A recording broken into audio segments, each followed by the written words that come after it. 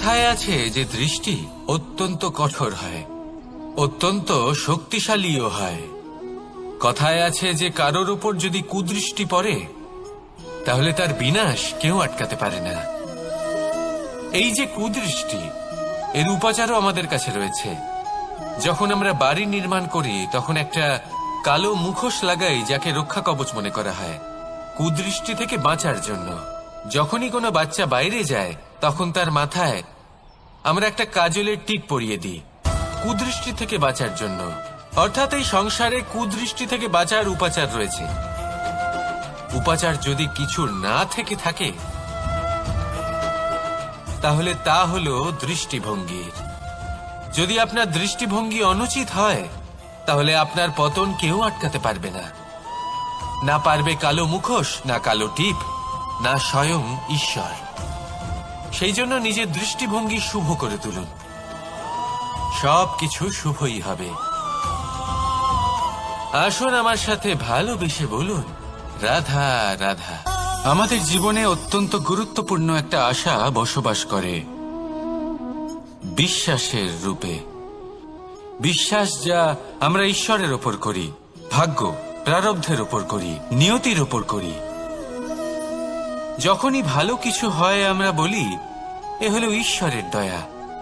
যখন খারাপ কিছু হয় আমরা বলি এ হলো ঈশ্বরের মায়া। কখনো ঈশ্বর বা ভাগ্য বা প্রারব্ধ বা নিয়তি। আপনি নিজে কোথায় তা কখনো ভেবেছেন? আপনি বিশ্বাস করছেন ঈশ্বরের উপর, প্রারব্ধের উপর, কখনো নিজের উপর করেছেন? আমি আপনাকে একটা সহজ কথা বলি, যদি আপনি ঈশ্বরের উপর বিশ্বাস রাখেন, শুধুই ঈশ্বরের উপর বিশ্বাস, তাহলে আপনি সেটাই পাবেন যেটা আপনার ভাগ্যে লেখা রয়েছে। কিন্তু যদি আপনি নিজের উপর বিশ্বাস রাখেন, আত্মবিশ্বাস রাখতে শেখেন, তাহলে ঈশ্বর আর নিয়তি দুজনে মিলে আপনার ভাগ্যে সেটাই লিখবে যা আপনি চাইছেন। তাই মনে রাখবেন, সাফল্যের পথ হলো এই বিশ্বাস। নিজের আত্মবিশ্বাসকে ধরে রাখতে শিখুন, দেখবেন আত্মা প্রসন্নতায় ভরে উঠবে। তাহলে আসুন এই প্রসন্ন ভাব নিয়েই বলুন, রাধা রাধা। সময় একটু একটু করে কেটে যায়, একটু একটু করে নিকটে আসে। খুব অদ্ভুত ব্যাপার। এই সময় প্রতিকূল হলেও একটু একটু করে কেটে যায়। এই সময় যদি ভালো হয় তাহলে একটু একটু করে নিকটে আসে। অনুচিত তখনই হয় যখন আমরা নিজেদের অসফলতার জন্য সময়কে দোষ দিই, কিন্তু আসলে তেমনটা হয় না। আপনার পরিশ্রম আর প্রয়াস দ্বারাই আপনি সাফল্য লাভ করবেন, সময়ের দ্বারা নয়। যদি এই সাফল্য একটা সুন্দর ভবন হয় তাহলে সময় হলো তার দেওয়ালের রং, যা সময়ের সাথে বদলাবে, সময়ের সাথে ফিকেও হয়ে যাবে। কিন্তু সাফল্যের এই ভবন আপনাকেই নির্মাণ করতে হবে, আপনার পরিশ্রমের ইট দ্বারা এবং প্রয়াসের চুনসুরকি দ্বারা। তাই পরিশ্রম আর প্রয়াস করতে থাকুন, সাফল্য আপনি অবশ্যই পাবেন। সময় যদি আজ ভালো না হয় তাহলে কাল অবশ্যই হবে। প্রয়াস করতে থাকুন আর আমার সাথে ভালোবেসে বলুন, রাধা রাধা। ভয়। জীবনে আমরা কোন কোন বিষয়ে ভয় পাই? কোনো মানুষকে হারানোর ভয়, কোনো মানুষ, কোনো সম্পর্ককে হারানোর ভয়, অর্থহানির ভয়, সময়হানির ভয়। এবার বিষয়টা হলো, এই ভয় কখনো আমাদের কোনো লাভ করে না। এটা সবসময় আমাদের পিছনে ঠেলে আর নিচু স্তরে নামিয়ে দেয়, কখনোই আমাদের উত্থানের কারণ হয় না। তাই জীবনে যদি কোনো ভয়ের কারণ থাকতেই হয় তা শুধুই এটা, যে মানুষের কথা ভাবতে ভাবতে সম্পর্কগুলিকে হারানোর ভয়, মানুষকে হারানোর ভয়, সবার মন রাখতে রাখতে আপনি যেন নিজেকে, নিজের ভাবনা চিন্তাকে না হারিয়ে ফেলেন। যদি এরকম হয়, যদি সকলের মন রাখতে রাখতে আপনি নিজেই নিজেকে হারিয়ে ফেলেন, নিজের ভাবনা, নিজের লক্ষ্য, নিজের মন্তব্যকে হারিয়ে ফেলেন, তাহলে সংসারে যতই যাই হয়ে যাক না কেন প্রসন্নতা লাভ করবেন না। তাই রক্ষা তাকেই করুন যে আপনাকে রক্ষা করে, আপনার মানসিকতা, আপনার ব্যক্তিত্ব, আপনার লক্ষ্যকে রক্ষা করে। আর যদি কোনো বিষয় ভীত হতে হয়, তবে আপনি যেন নিজের উদ্দেশ্যের থেকে দূরে না চলে যান। তাহলে আসুন আর আমার সাথে ভালোবেসে বলুন, রাধা রাধা। জীবনে এমন কি আছে যা আপনাকে অজান্তে শিখরে পৌঁছে দিতে পারে বা আপনার পতনও ঘটাতে পারে? সঙ্গতি। যদি আপনি কোনো শ্রেষ্ঠ ব্যক্তির সঙ্গ লাভ করেন, তাহলে তার শুভ চিন্তা, তার গুণ, তার স্বভাব আপনার মধ্যে চলে আসবে। আপনি আরো শ্রেষ্ঠ হয়ে উঠবেন। আবার সেখানেই যদি আপনি কোনো দুষ্ট ব্যক্তির সঙ্গতি লাভ করেন, কোনো খারাপ মানুষের সঙ্গতি লাভ করেন, তাহলে আপনার শুভ চিন্তা, আপনার গুণ, তা যে কখন আপনার থেকে কেড়ে নেওয়া হবে সেটা আপনি জানতেও পারবেন না। দেখুন, এই সঙ্গতি হলো অত্যন্ত গুরুত্বপূর্ণ। এই সঙ্গতি আপনার নিয়তি নির্ধারণ করে। আপনাকে উদাহরণ দিলে, বৃষ্টির ফোঁটাকে দেখুন। যদি কোনো ফোঁটা গাছের পাতায় এসে পড়ে, তাহলে তা জীবন দান করতে পারে। যদি এমন কোনো ফোঁটা সাপের মুখে এসে পড়ে, তাহলে তা বিষে পরিণত হয়। যেমন সঙ্গ, তেমন নিয়তি। এবার দুর্ভাগ্যের বিষয় হলো এটাই যে বর্ষার ফোঁটা নির্ধারণ করতে পারে না সে কোথায় পড়তে চায়। তার নির্বাচনের ক্ষমতা নেই। কিন্তু আপনি, আপনার কাছে তো বিবেক আছে, আপনি ভাবতে পারেন, চিন্তা করতে পারেন। তাহলে আপনি ভাবুন, আপনি কি এমন সঙ্গ চান যা শ্রেষ্ঠ, নাকি এমন সঙ্গ চান যা অশুভ?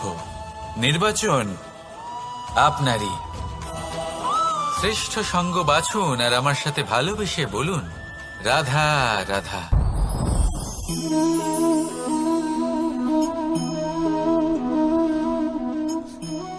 মুক্ত। এই মুক্তই সবাইকে মোহিত করে দেয়, নিজের দিকে আকর্ষিত করে। অত্যন্ত সুন্দর, গোল, শুভ্র। মুক্ত দ্বারা নির্মিত আভূষণ, তা হয়তো সে মুকুটই হোক বা কোনো স্ত্রীর অলংকার, তাকে আরো সুন্দর করে তোলে, তাকে আরো সুন্দর দেখতে লাগে। এবার এই মুক্তকে এত সুন্দর দেখার জন্য কত কষ্ট সহ্য করতে হয় তা কি কখনো আপনি ভেবেছেন? এই মুক্ত ঝিনুক থেকে বের করা হয়। ঝিনুক, যা কিনা সমুদ্রের তলদেশে থাকে। ওকে কত কষ্ট সহ্য করতে হয়, জলের চাপ সহ্য করতে হয়, সমুদ্রের স্রোত সহ্য করতে হয়। এই ঝিনুককে এত কষ্ট সহ্য করতে হয়, এই মুক্তকে এত কষ্ট সহ্য করতে হয়, তারপরে এর রূপ এত সুন্দর হয়। যদি আপনিও আপনার পরিশ্রমের সৌন্দর্য, নিজের পরাক্রমের সৌন্দর্য এই সংসারে প্রকাশিত করতে চান, তাহলে আপনাকেও কষ্ট সহ্য করতেই হবে। তাই জীবনে যখনই সংকট আসবে, বিপদ আসবে, সমস্যা আসবে, তখন একে সুযোগ হিসেবে গ্রহণ করুন। কারণ এই বিপদের সাথেই লড়াই করে আপনি মুক্তর মতোই পরিশুদ্ধ হয়ে উঠবেন। তাহলে আসুন আর আমার সাথে ভালোবেসে বলুন, রাধা রাধা। আপনি কি জানেন আপনার জীবনে আপনার আসল জীবনসাথী কে হন? মাতা পিতা, ভাই বোন, স্বামী স্ত্রী? না, আপনার আসল জীবনসাথী হল আপনার শরীর। সেই শরীর যার দিকে আপনি কখনো নজরই দেন না, ঠিক কি না? এবার যে মানুষ এই রহস্য বুঝতে পারেন, তার জীবন এমনি শুভ হয়ে যায়। আপনি নিজেই দেখুন না, সে সংসারের মঙ্গলই করা হোক বা সত্যের রক্ষা করা হোক, তা সে শত্রুর সাথে যুদ্ধ করা হোক বা মিত্রকে রক্ষা করা হোক, এই শরীরই তো কাজে আসে। তপস্যাতে, বলিদানে, পরিশ্রমে এই শরীরই হলো আধার, ঠিক কিনা? তাই আমাদের কর্তব্য হলো যে আমরা যেন নিজের শরীরের যত্ন নিই। আমরা কি খাই, আমাদের কি খাওয়া উচিত, এটা যেন বুঝি। কোনটা সুপাচ্য আর কোনটা নয়, এটা যেন বুঝি। কারণ যেমন হবে অন্ন, মনও তেমনই হবে। যত ভালো অন্ন, তত ভালো মন। আর সুস্থ শরীর হলো সুস্থ মনের আধার, এ কথা অবশ্যই মনে রাখবেন। আর যদি মন সুস্থ থাকে, তাহলে সকল শুভ উদ্দেশ্য পূর্ণ হবে। তাহলে আসুন আর আমার সাথে ভালোবেসে বলুন, রাধা রাধা। কথায় আছে যে জীবনের আধার হলো সম্পর্ক, প্রসন্নতারও এবং ঈশ্বরের সাথে দেখা পাওয়ারও। এবার এই সম্পর্কের আধার আসলে কি? সেবা? না। বোঝাপড়া? না। অপেক্ষা? না। এই সম্পর্কের আধার হলো বিশ্বাস। যদি বিশ্বাস ভেঙে যায় তাহলে জেনে রাখবেন যে সম্পর্করূপী এই ভবন এর ভিতই ভেঙে গেল। আর যদি ভিত ভেঙে যায় তাহলে সেখানে অন্য কোনো ভবন নির্মাণ সম্ভব নয়, সম্ভবই নয়। এই সমস্ত সম্পর্কের বিশ্ব বিশ্বাসে বসবাস করে। এই বিশ্বাস হলো অত্যন্ত গুরুত্বপূর্ণ। এই বিশ্বাসের জোরেই আমি আর রাধা কোনো সাংসারিক বন্ধনে আবদ্ধ না হয়েও এক অত্যন্ত দৈব অলৌকিক বন্ধনে আবদ্ধ। এ হলো বিশ্বাস যার দ্বারা 11 অক্ষৌহিনী সেনার সামনে অর্জুন দাঁড়িয়েছিল এবং জয়ী হয়েছিল। এই বিশ্বাস হলো অত্যন্ত গুরুত্বপূর্ণ, তাই বিশ্বাস করতে শিখুন, বিশ্বাস দিতে শিখুন, বিশ্বাস পালন করতে শিখুন, আর আমার সাথে ভালোবেসে বলুন, রাধা রাধা। এই সংসার অত্যন্ত বিচিত্র এক স্থান। এ সত্য খুঁজতে থাকে, আর সত্য খুঁজে পেলেই তা প্রমাণ করতে চায়। সে চায় তার প্রমাণ পেতে, সাক্ষী পেতে চায়। সেক্ষেত্রে আমাকে বলুন যে সত্য কি করতে পারে? সেই ব্যক্তি যে সত্যকে ধরে আছে সে কি করবে? কিছুই নয়। কিছু করার প্রয়োজনই নেই, শুধু তাতে টিকে থাকতে হবে, সেই হিমালয়ের মতো যা আজ পর্যন্ত টিকে রয়েছে। যদি আপনি সত্যবাদী হন তাহলে আপনার কিচ্ছু প্রমাণ করার কোনো প্রয়োজন নেই। যদি প্রয়োজন থাকে তাহলে সত্যের সাথে টিকে থাকার। এই সময় নিজে সাক্ষী হবে, নিজে প্রমাণ দেবে।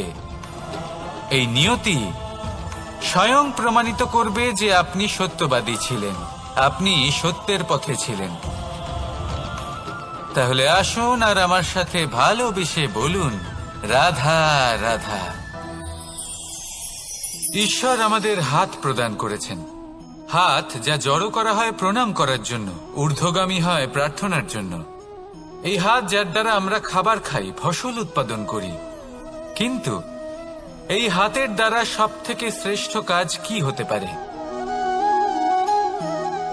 সেবা। আগে হ্যাঁ, সেই হাত যা সামনে এগিয়ে আসে সেবা করার জন্য, যে সেবা করে তাদের যারা দুঃখে থাকেন, নিরাশ হয়ে থাকেন, যারা সেবা করেন তাদের যারা কিনা দরিদ্র। সেই হাত হলো সব থেকে অধিক মহান। ঈশ্বরকে দীনবন্ধু বলা হয়ে থাকে, কারণ যারা দুঃখী হন, নিরাশ হন, দরিদ্র হন, ঈশ্বর তাদের সাহায্য করেন, তাদের সহায়ক হন, তাদের মধ্যে ঈশ্বর বাস করেন। তাই আপনারা যদি এটাই করেন, যারা দুঃখে আছেন, নিরাশ হয়ে আছেন, যাদের সাহায্যের প্রয়োজন রয়েছে, যদি আপনি তাদের সাহায্য করেন, তাহলে আপনি এমন এক চৈতন্য লাভ করবেন যে আপনি তৃপ্ত হয়ে উঠবেন। তাহলে সবার সেবা করুন আর আমার সাথে ভালোবেসে বলুন, রাধা রাধা। আজ আমার কাছে একটা হাতুড়ি রয়েছে। অত্যন্ত শক্তিশালী হলো এই হাতুড়ি। এই হাতুড়ি দিয়ে প্রহার করে একটা গরম লোহাকে আপনি সুন্দর অস্ত্রে পরিণত করতে পারবেন। এই হাতুড়ি দিয়েই প্রহার করতে করতে একটা অত্যন্ত বড় পর্বত ভেঙে আপনি ওখানে একটা নতুন পথ নির্মাণ করতে পারবেন। এই হাতুড়ির স্বল্প আঘাতেই আপনি প্রসাধনের জন্য সুন্দর সুন্দর আভূষণ বানাতে পারবেন। কিন্তু যদি কোনো সুন্দর বাড়ি দেখতে পান আর তার ভিতে আপনি যদি এই হাতুড়ি দিয়ে প্রহার করেন, তাহলে তার বিনাশ হয়ে যাবে। এমনই কিছু হয় প্রেমের ক্ষেত্রেও। তা এতটা শক্তিশালী হয় যা সৃজন করে, কিন্তু সর্বনাশও এ করতে পারে। সবকিছুই নির্ভর করছে আপনার উদ্দেশ্যের উপর। এই উদ্দেশ্যকে শুভ রাখুন আর ভালোবাসার উপর একটু নিয়ন্ত্রণ রাখতে শিখুন, যেন এমন না হয় যে আপনি সৃজন করতে গেলেন কিন্তু সর্বনাশ করে বসলেন। আসুন আর আমার সাথে ভালোবেসে বলুন, রাধা রাধা। এই প্রেম যতটাই সরল ঠিক ততটাই জটিল হয়। এই প্রেমের দুই রূপ হয়, সবলতা আর দুর্বলতা। নির্বাচন হলো আপনার। এবার যদি একটা উদাহরণ দিয়ে আপনাকে বোঝাই, তাহলে মাতা পিতাকে দেখুন। মাতা পিতা সন্তানকে কখনো কখনো এত স্নেহ দিয়ে ফেলেন যে তাকে বাইরে কোথাও যেতেই দেন না, আর তার ফলে সন্তান এতটাই দুর্বল হয়ে পড়ে যে এমনও হয় তারা সারা জীবন বাড়িতেই বসে থাকে। এবার যদি এই মাতা পিতাই এই ভালোবাসায় সাহস জুগিয়ে দেন, সেই সন্তানকে বলে দেন যে যাও, এই সংসারকে অনুভব করো, নিজের প্রারব্ধ নিজেই রচনা করো, এই সংসারে সব থেকে শ্রেষ্ঠ হয়ে দেখাও, সব থেকে উঁচুতে উঠে দেখাও, তাহলে সন্তান অবশ্যই এটা করে দেখাতে পারে। এবার আপনি নিজের প্রেমের দ্বারা আপনজনদের দুর্বল করবেন নাকি তাদের সবল করবেন, সিদ্ধান্ত আপনারই। আসুন আর আমার সাথে ভালোবেসে বলুন, রাধা রাধা। মানুষ বলেন প্রেমে অনেক শক্তি আছে, আর এটা সত্যিও বটে। প্রেমে এতটাই শক্তি থাকে যে শত্রুতার বড় বড় স্তম্ভকেও এত সহজে ফেলে দিতে পারে। কিন্তু আপনি দেখে থাকবেন, যারা অধিক শক্তিশালী হন তারা দুই ধার সম্পন্ন তরোয়ালের মতো হন। কারণ এই প্রেম যদি আচরণে থাকে, মনে থাকে, বিচার বুদ্ধিতে থাকে, তাহলে তা শুভ হয়। এই প্রেম সৃজন করে। কিন্তু প্রেম যদি ব্যবসার অঙ্গ হয়, যদি এই প্রেমের ব্যবহার নিজের স্বার্থ, নিজের অহংকারের জন্য করা হয়, তাহলে তা সংসারের বিনাশ ঘটাতে পারে। রাধা প্রেমের ব্যবহার করেছে শাম্বের কারণে, আর শাম্ব সেই প্রেমের ব্যবহার করেছে নিজের অহংকার, নিজের স্বার্থ সিদ্ধির জন্য। শেষ পর্যন্ত ক্ষতি শাম্বের হলো না, হলো প্রেমের। তাই মনের মধ্যে প্রেম ভাব অবশ্যই রাখুন, নিজের আচরণেও প্রেম ভাব বজায় রাখুন, কিন্তু সতর্কও থাকবেন আপনার এই প্রেম, একে নিয়ে কেউ ব্যবসা না করে ফেলেন। আসুন আর এই ভালোবাসার সাথেই বলুন, রাধা রাধা। সত্য, এই সত্য আসলে কি? কেউ বলবেন যা অসত্য নয় তাই হলো সত্য, কেউ বলবেন সেটা যার ভিত্তিতে আমরা বেঁচে আছি তাই হলো সত্য।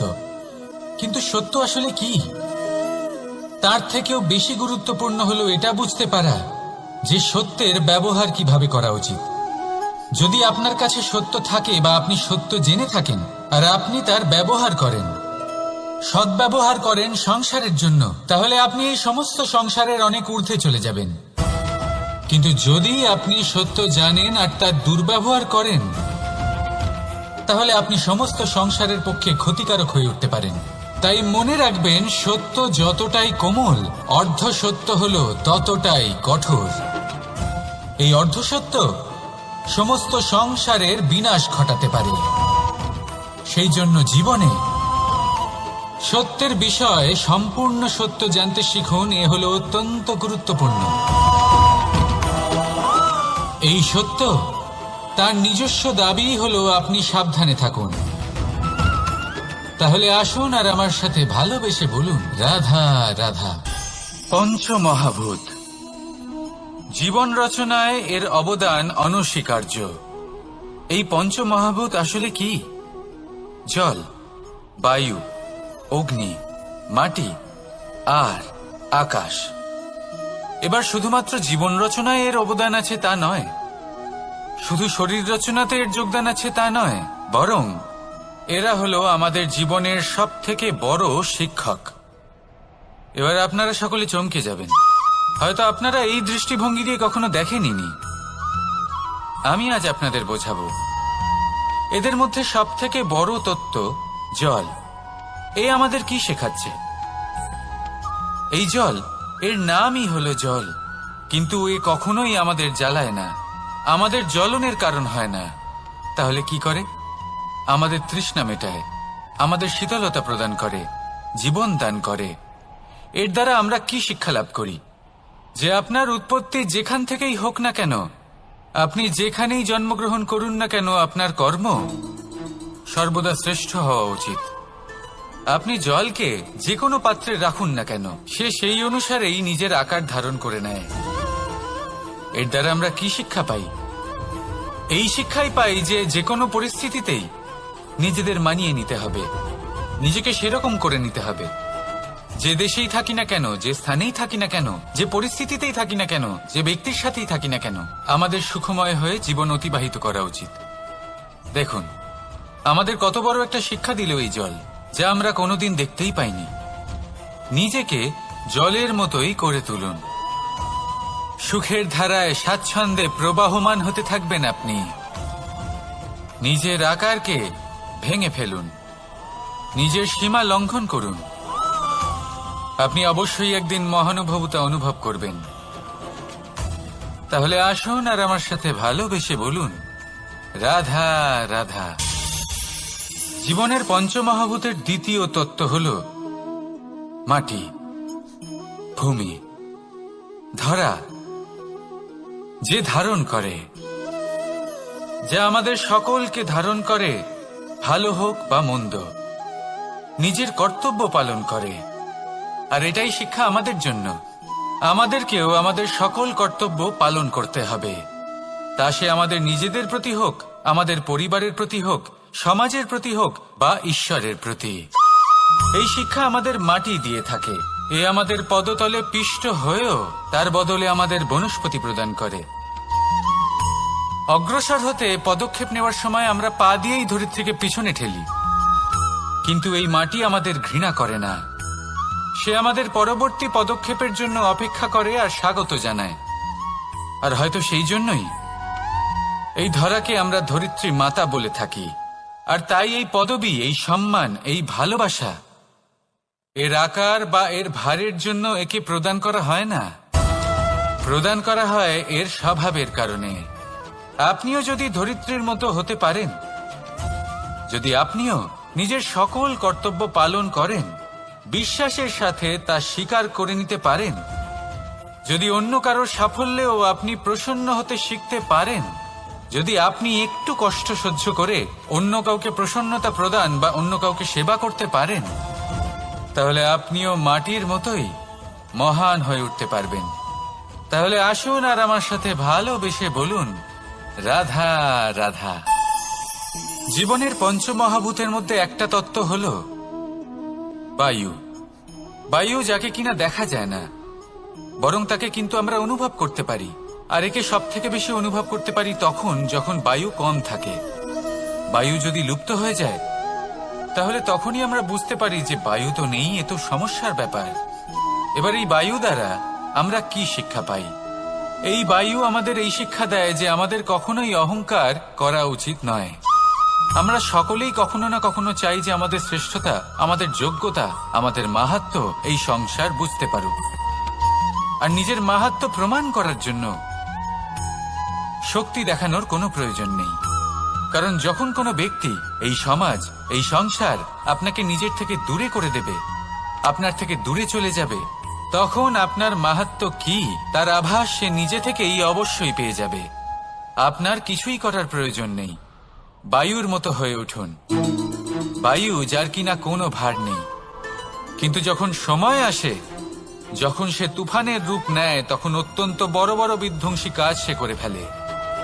আর তখন এর শক্তির কোনো তুলনাই হয় না। বায়ু যে নিজের সঞ্চালন দ্বারা পৃথিবীকে প্রাণ দেয়, নিজের পরিবহন দ্বারা এই মেঘ সৃষ্টি করে, এই ধরিত্রীর তৃষ্ণা নিবারণ করে। বায়ুর মতো যদি আপনি হয়ে উঠতে পারেন, তাহলে হালকা হয়ে যাবেন, ওপরে উঠতে পারবেন এই সংসার, এই ভৌতিকতা, এই মোহ মায়া থেকে। আর তখন আপনি বুঝতে পারবেন যে প্রেম কাকে বলে। তখন আপনি বুঝবেন যে দান করাই হলো জীবন। তাহলে আসুন আর আমার সাথে ভালোবেসে বলুন, রাধা রাধা। জীবনের পঞ্চমহাভূতের মধ্যে একটা তত্ত্ব হল আকাশ। আকাশ যা কিনা নিরাকার, যার কোনো আকার নেই। আকাশ যা হলো অনন্ত। আর আমাদের সবসময় মনে হয় যে এই আকাশ আমাদের সাথে জড়িয়ে রয়েছে। কেন? এবার এই আকাশ আমাদের জন্য কি না করে। আকাশ আমাদের ওড়বার স্বাধীনতা দেয়। আকাশ মেঘকে ধারণ করে যাতে আমাদের তৃষ্ণা মিটতে পারে। এই আকাশ সূর্য এবং চন্দ্রকে তার যথাস্থান দেয় যাতে আমরা প্রকাশও পেতে পারি, আবার অন্ধকারও, যাতে আমাদের জীবনে সামঞ্জস্য বজায় থাকে। আকাশের থেকে অনেক কিছুই শেখার রয়েছে। যদি আমরাও আকাশের মতো হতে পারি, আমাদের আপনজনদের সেই স্বাধীনতা দিতে পারি যাতে তারা উঠতে পারেন, যাতে তারা নিজেদের স্বপ্ন পূরণ করতে পারেন, যার ফলে তারা নিজেরাই এই জীবনকে অনুভব করতে পারেন, নিজের পায়ে দাঁড়াতে পারেন, তাহলে ভাবুন আমাদের অস্তিত্ব কতটা বড় হয়ে যাবে। যদি আপনি আকাশের মতো হতে পারেন, তাহলে আপনিও আকাশের মতোই অনন্ত হয়ে উঠবেন। তাহলে আসুন আর আমার সাথে ভালোবেসে বলুন, রাধা রাধা। পঞ্চমহাতত্ত্ব, পঞ্চমহাভূত, এদের বিষয়ে আমি আপনাদের সবকিছুই বলে দিয়েছি। কেন? এরা আমাদের জীবনের সব থেকে বড় শিক্ষক। আর এদের থেকে আমরা কি শিক্ষা পাই? নিশ্চিত রূপে এই পঞ্চমহাতত্ত্ব আমাদের দেহের নির্মাণ করে, কিন্তু একটা ষষ্ঠ মহাতত্ত্ব রয়েছে, এমন এক তত্ত্ব যার না কোনো ভার আছে, না কোনো পরিমাণ আছে, কিন্তু তা হলো অত্যন্ত গুরুত্বপূর্ণ, ভাবনা। কেউ একে আত্মা বলে, কেউ একে বিবেক বলে, কেউ একে প্রাণ বলে, আর কেউ বলে চেতনা। এবার এই চেতনা যখন পঞ্চমহাতত্ত্বের সাথে জুড়ে যায়, এক হয়ে যায়, তখন মানুষের জীবনের নির্মাণ হয়। এবার আপনার দেহের নির্মাণ জন্ম থেকেই পঞ্চমহাতত্ত্ব করে দেয়, কিন্তু এই ভাবনা, এই চেতনা, একে আপনি নিজেই এগিয়ে নিয়ে যেতে পারেন। একে দিশা দেখাতে হবে, এর বিকাশ আপনাকেই করতে হবে। কিভাবে? তা আপনার উপর নির্ভর করছে। আপনি এর সদ্ব্যবহারও করতে পারেন, দুর্ব্যবহারও করতে পারেন। এমন এক দিশা দিতে পারেন, এমন সদ্ব্যবহার করতে পারেন যে আপনি নিজেই কোনোদিন ভগবত গীতার জ্ঞান দিলেন। এমন দুর্ব্যবহার করতে পারেন, এমন দিশাও দিতে পারেন যে আপনি হয়তো শকুনের মতোই মহাভারত রচনা করলেন। এই চয়ন আপনারই। শুধু এই চেতনার শুদ্ধতার দিকে বিশেষ নজর রাখতে হবে। যদি এই চেতনা শুদ্ধ হয়, তাহলে প্রেম থাকবে, আর যদি এই চেতনা অশুদ্ধ হয়, তাহলে বিদ্বেষ হবে। আর আমার মতে সুখ এবং শান্তি প্রেমের দ্বারাই লাভ হবে, বিদ্বেষ দ্বারা নয়। তাহলে আসুন আর আমার সাথে ভালোবেসে বলুন, রাধা রাধা। জীবনের পঞ্চমহাতত্ত্বের মধ্যে পঞ্চম তত্ত্ব অগ্নি। অগ্নি যা জ্বালাতে সাহায্য করে, কিন্তু তা উত্তাপও প্রদান করে। নিশ্চিত রূপে অগ্নি আমাদের জ্বালিয়ে দিতে পারে, কিন্তু আপনি কি কখনো এটা ভেবে দেখেছেন যে আগুন, তাকে নিজেকে কতটা জ্বলতে হয়, তাকে নিজেকে কতটা তাপ সহ্য করতে হয়? ও নিজে জ্বলে আমাদের উত্তাপ প্রদান করার জন্য, ও নিজে জ্বলে আমাদের ঊর্জা দেবার জন্য, আমাদের আলো দেবার জন্য, অন্ধকারে পথ দেখানোর জন্য, শত্রুর সাথে মোকাবিলা করার জন্য আমাদের সাহায্য করে, নিজে জ্বলে। যখন আমরা কোনো দেবতার জন্য যজ্ঞ করি, তখন দেবতার ভোজন গ্রহণ করার নিমিত্ত হয় এই অগ্নি। কত কিছু ওকে সহ্য করতে হয় আমাদের এত কিছু দেবার জন্য। আপনিও আগুনের মতো হয়ে উঠুন, নিজে কষ্ট সহ্য করুন অন্যকে সাহায্য করার জন্য, তাদের জীবন উদ্ধার করার জন্য, নিজের প্রিয়জনের জন্য, নিজের পরিবারের জন্য, নিজের মাতা পিতার জন্য, এই সমাজের জন্য। নিজে কষ্ট সহ্য করুন, প্রকাশের কেন্দ্রবিন্দু হয়ে উঠুন, আর সকলকে পথ প্রদর্শন করুন, সবাইকে পথ দেখান। যেদিন আপনি আগুনের মতো হয়ে উঠবেন, সেই দিন ঠিক যেমন অগ্নিকে পুজো করা হয়, আপনিও সেইভাবে পূজনীয় হয়ে উঠবেন। যেমন সকল শুভকর্মে, সকল যজ্ঞে, সকল পুজোতে অগ্নিকে স্মরণ করা হয়, সেইভাবেই সকল শুভকর্মে আপনাকেও স্মরণ করা হবে। আর যেদিন আপনি এরকম হয়ে উঠবেন, সেই দিন জীবনের বাস্তব মর্ম কি আপনি তা বুঝতে পারবেন। তাহলে আসুন আর আমার সাথে ভালোবেসে বলুন, রাধা রাধা। ফলটা দেখছেন আপনি? এটা সেই ফল যেটা গাছের সবচেয়ে উঁচু ডালে পাওয়া যায়, কিন্তু যখন এটা খসে পড়ে, তখন এটা আকাশের দিকে যায় না যা ওপরে আছে, সে যায় সেই ভূমির দিকে যে নিচ থেকে তার দিকে তাকিয়ে থাকে। কেন? কারণ এই ফলের নিজের উচ্চতার ধারণা মাটির থেকে নিজের দূরত্ব দেখে হয়। এই ব্যাপারটাই আমাদের মানুষের জন্যও খাটে।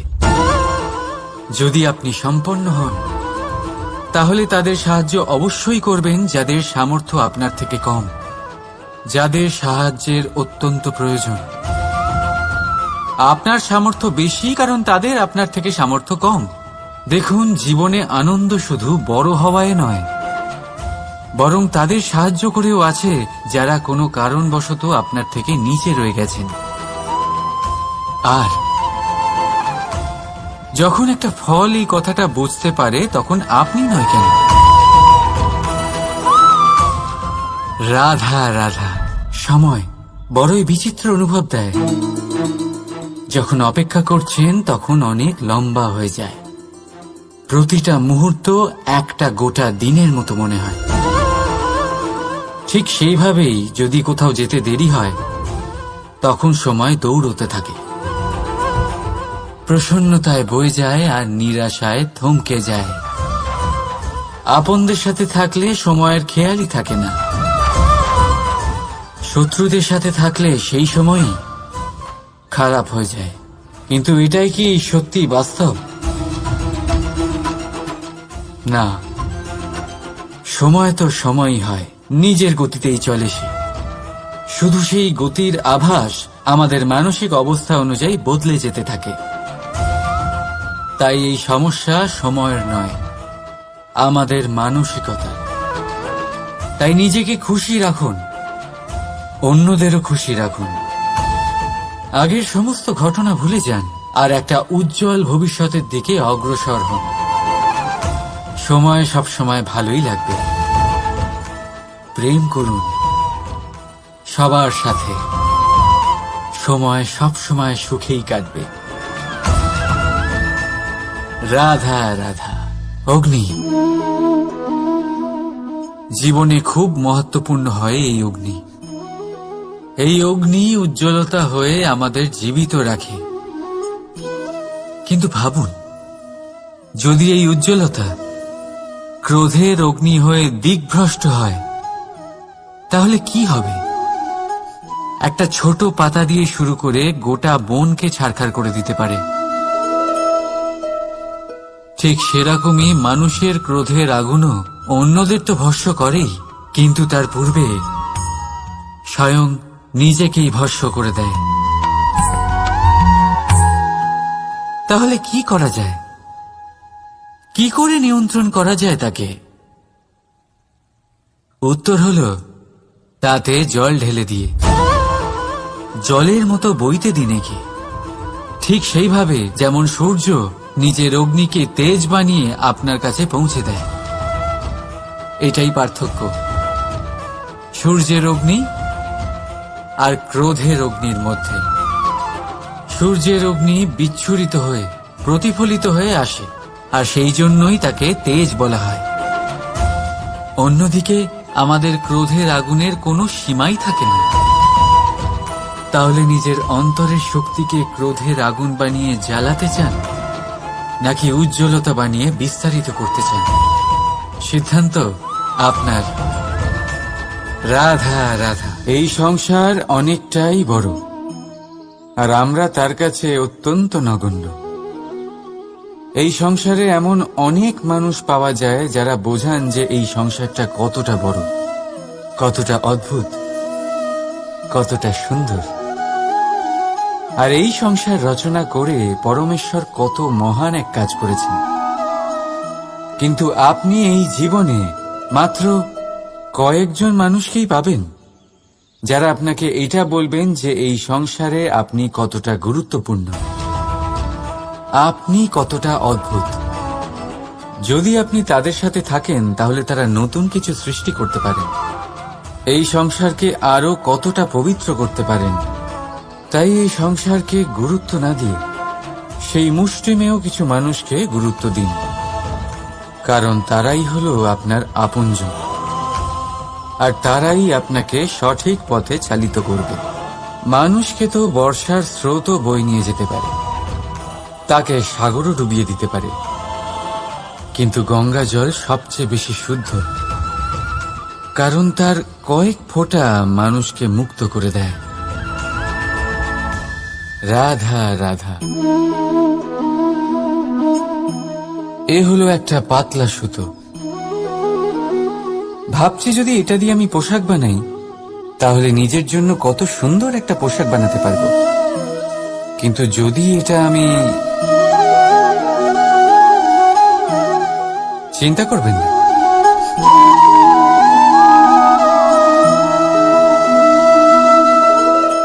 দেখুন এই সুতো জোড়া লেগে গেল। শুধু পার্থক্য হচ্ছে এটাই যে আগের মতো এটা আর সরল নেই, আর এটার দৈর্ঘ্য আগের থেকে কিছুটা কমে গেছে। এই সংসারে প্রেমের সাথেও ঠিক এটাই হতে পারে।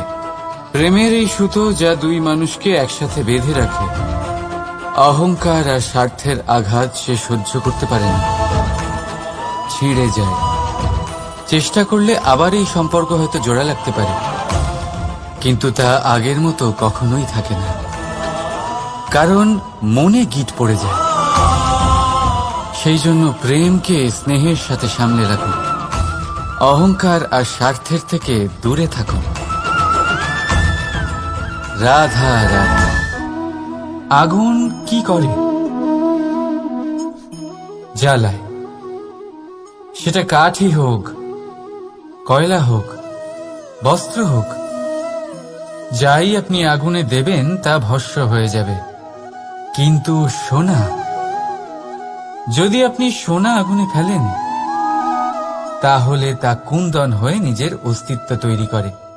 যদি আপনি লোহা গরম করেন তাহলে তা ইস্পাত হয়ে যায়। কেন কেন হয় এরকম? কারণ তাদের অন্তরের আগুন জ্বালানোর আগুনের থেকে অনেক বেশি তীব্র হয়। এই আগুন হলো পবিত্রতার, এই আগুন হলো নিশ্চয়তার। যদি আপনার লক্ষ্য স্থির থাকে, আপনার ইচ্ছে দৃঢ় হয়, তাহলে কুন্দন হয়ে বেরোবেন, ইস্পাত হয়ে বাঁচবেন, অন্তর থেকে শক্তি পাবেন, আর কেউ আপনার সাথে কোনো অনিষ্ট করতে পারবে না। রাধা রাধা। মানুষের জীবন কি? আপনি বলতে পারেন জন্ম আর মৃত্যুর মধ্যেকার সময়। আর মৃত্যু কখন হয়? যখন মানুষ শ্বাস নেওয়া বন্ধ করে দেয়, হাত পা নাড়ানো বন্ধ করে দেয়, ভাবা ছেড়ে দেয়। এমনটা নয়, মানুষের অন্তর, তার মৃত্যু তখনই হয় যখন তার অন্তরের করুণা শেষ হয়ে যায়। করুণা সেই ভাব যা মানুষকে মানুষ করে তোলে, যা এক মানুষকে আরেক মানুষের কষ্টে তার প্রয়োজনীয়তা অনুভব করে, আর সেটাই তাকে শক্তি দেয় অন্য কাউকে সহায়তা করার জন্য, তাকে পাত্র করে এই সৃষ্টির নিয়ন্তা হবার জন্য।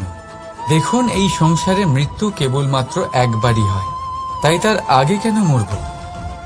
এই করুণাকে কেন মারব? নিজের মনুষ্যত্ব বজায় রাখুন, মৃত্যুর পরেও আপনি জীবিত থাকবেন। রাধা রাধা। এটা হলো সূচ, আর এটা হলো তলোয়ার। এবারে আপনারা বলুন, আপনাদের দৃষ্টিকোণ থেকে এই দুই বস্তুর মধ্যে কোনটা বেশি শক্তিশালী আর গুরুত্বপূর্ণ হতে পারে? আপনি বলবেন তলোয়ারই সবচেয়ে শক্তিশালী বা গুরুত্বপূর্ণ। আচ্ছা, মানলাম যে তলোয়ার বেশি ভারী হয়। তলোয়ার আপনাকে যুদ্ধে বিজয়ী করে, যুদ্ধে শত্রুর বিনাশ করে, কিন্তু তলোয়ার দিয়ে আপনি কখনো আপনার বস্ত্র সেলাই করতে পারবেন না। যদি আপনার পায়ে কাঁটা ফুটে যায়, তা আপনি তলোয়ার দিয়ে বের করতে পারবেন না। আপনাকে সূচের ব্যবহার করতেই হবে। এবারে বলুন, তলোয়ার পেয়ে যাওয়ার পরে এইভাবে সূচকে হারিয়ে ফেলা কি ঠিক হবে?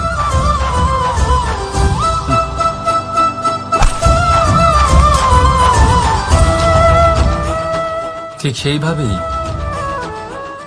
জীবনে সম্পন্ন বন্ধু পাওয়ার পরেও আপনার সেই বন্ধুদের হারাবেন না যারা কম সম্পন্ন, দরিদ্র।